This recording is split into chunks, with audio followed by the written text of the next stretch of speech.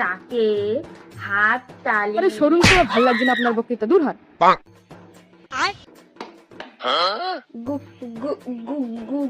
good morning all student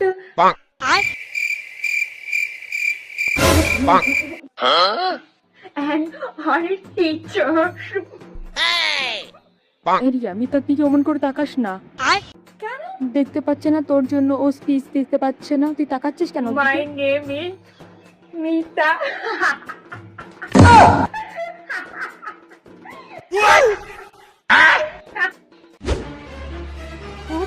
শোন